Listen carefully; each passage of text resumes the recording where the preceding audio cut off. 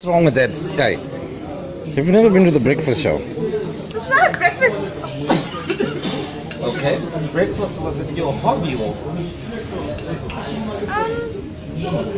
It just started kind of like a hobby, you know.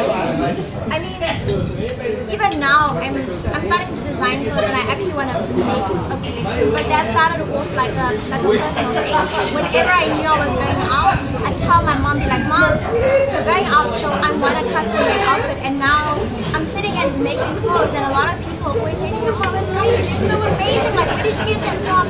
And I could be like, well, order it from me, you know what I mean? I started off as a hobby, and now I want to make it something bigger, you know? Even my makeup, like, I think it was 15 or 16 when I started wearing makeup, and I used to just put eyeliner, like that thick, dark, goth eyeliner.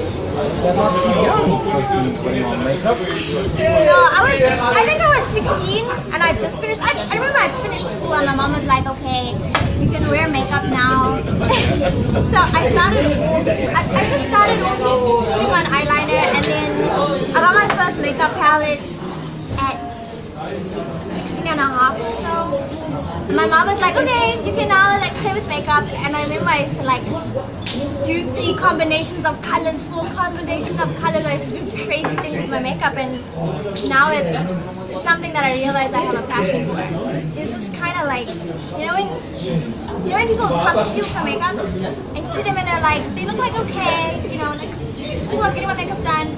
And then they look at themselves in the mirror and they have this like a light that goes over, and they're like happy.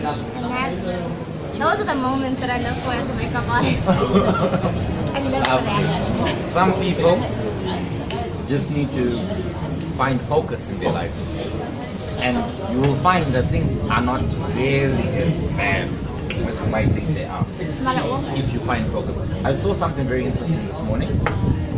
This guy says you need to remove those things, those bad habits. If you can remove a bad habit, your life might be much easier. So think about it, and when is it best, but at the end of the year, beginning of a new year, to get rid of old habits? Start your new year with something that you want to change. I don't really believe in New Year's resolutions per se, because everyone says it. But nobody follows it. yeah, but if a new year is the perfect time, even if it's gymming, if it's going to the gym, when it's best at the beginning of the year, that's the time to start. So new year is the perfect opportunity to begin and challenge yourself to go through. What do you think? I think it's true. Good. Chloe looks so nice. Kardashian. She's pregnant. No, listen, man. Chloe is the big one. Yeah.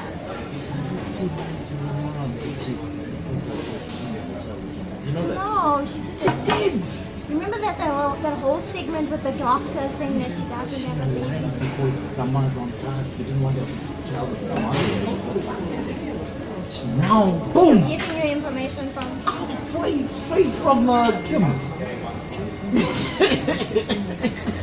You know, me and Kim kick it like that. Huh? She's lying. She even, I think she got a thing. So can you ask Kanye to give me a shout out? Is that okay? Well, Kanye likes girls like you. Sure. Hi everybody, I'm representing QCash from the Coffee News, and right now we're interviewing Clint over here. He's going to tell us a little bit about himself in a minute. Nice to meet you. Yeah, I'm Clint, but before I go any further, you know, for me, I've been watching QCash and his Golf Network channel, and I'd just like to say thank you to him, because he's not only entertaining people, he's educating, and in a way he's motivating people. You know, people have in as much as it's maybe comedy, there's also an element of updating people on the misconceptions they have of the colour community by and large. Oh, definitely, I 100% agree with that. And we thank you, QCash, for doing an amazing job of representing us as colours. Clint, can you tell us a bit about what you do? Okay, my portfolio could be quite long, but I'll try to keep it very simple. You know, in simple terms, I started off as a tobacco buyer, as a trainee with Zimbabwe Tobacco, and worked my way up as present status as a sales executive. You know, I've been with the same company for 25 years. It was hard. You know, we came through a predominantly white era where, you know, we were color guys were called hubcaps. Hey, hubcap, we get this, we get that. But, you know, during time and because having gone to retail school, we understood these traditions. And being the younger guy in the industry, I allowed that to come my way. And then good time, as I said, I progressed to sales executive. And for me, the journey has been interesting. It's taken me all over the world. And during that course, you know, as a young man, you want to always better yourself. You want to have a roof over your head. So we formed, back in the day, was like an entertainment company, so to speak. We called it Rude Boys. Rohan Muhammad, the Brat, myself, and Bumpy. And we started having massive house parties. I mean, when I say house parties, we had almost 400 to 500 people in someone's backyard. We had people from all walks of life enjoy it, and you know. But during that course of time, some enjoyed what we made from those house parties. And personally, I'll be honest and tell you that the monies that we generated from those house parties helped me buy a house eventually. And as a young man, I saw that entertainment, there's so much, and we all know the world over that entertainment can produce so much results in all different aspects of entertainment. And then we, with Janice Johnny, well, actually, let me go back a bit. We had a company called CNA Entertainment, and that just came about by Alistair and myself, Alistair Rosen, and the C stood for Clint, and the A stood for Alistair. And that's how CNA started. And then Alistair, unfortunately, wasn't too keen on the venture, and so we just left the trademark as CNA Entertainment. And then in my mind, I changed it to Clint and Earl. So it was everybody. We entertained people from all corners of Zimbabwe. I think to date, we've probably entertained over 120,000 people. Wow, that's a large number. We've rubbed shoulders with international artists from as far as America, Jamaica, and you know, we also have tried to try and bring up local artists, but we didn't get actively involved in promoting artists because it demands a lot of time. And as I said to you earlier on, my main line of income, so to speak, is tobacco, and entertainment has always been a hobby. It's been a good journey. I've met, as I said, many people, and I've seen people go from being just an artist to being world renowned. Just like, for example, Wiki D. You know, he started off very humble, and even today he's humble, but he's world known. He can go anywhere. And then on the other front, recently I've been married to Rubina, and Rubina runs Monty Sopranos. I help her here and there with the marketing and advertising, but she's solely the boss, so to speak. And that's basically me in a very, very small sort of corner of my life. You know, I could go on, but I don't think it's necessary.